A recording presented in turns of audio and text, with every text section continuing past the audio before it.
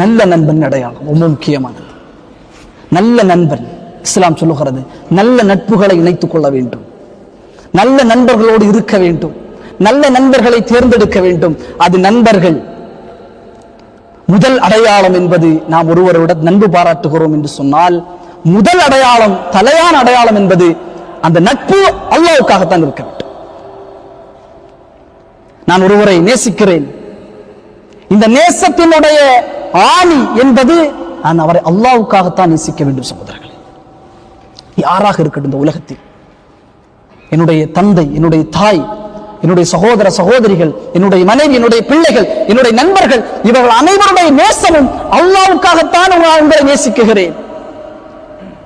இப்படி நேசித்தால், ஆனா இன்றைக்கு நேசமெல்லாம் ரப்பை கடந்து சென்று விட்டது,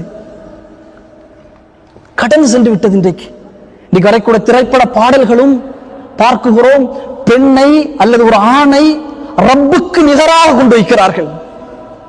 அதை இவன் கேட்டு இவன் பாட்டு பாடுகிறான்.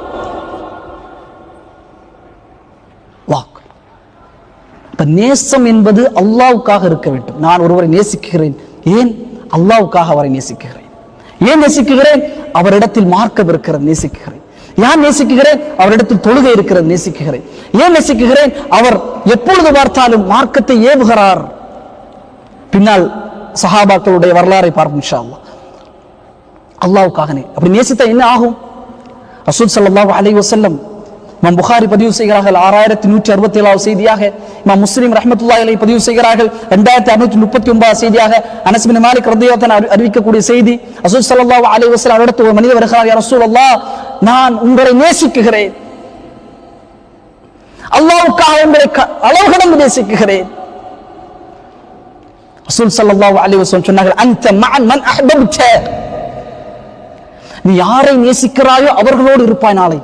அல்லாஹ், உனக்கு நேசமா? அல்லாஹ்வுக்காக நேசிக்கிறாயா? இந்த நேசம் இருக்கிறதே, ரப்புக்காக நேசிக்கிறாயே, இந்த நேசம் உன்னை சொர்க்கத்தில் அவர்களோடு இருக்க செய்யும். அனஸ் பின் மாலிக் ரலியல்லாஹு அன்ஹு இந்த செய்தியை கேட்டவுடன் சொல்கிறார்கள், எங்களுக்கு பெருநாள் என்பது இந்த ஹதீஸை, இந்த வார்த்தை அல்லாஹ்வுடைய தூதர் சொன்ன நாள்தான் எங்களுக்கு பெருநாள். உலகத்தில் அவர்களோடு வாழக்கூடிய வாய்ப்பை அல்லாஹ் தந்து விட்டான்.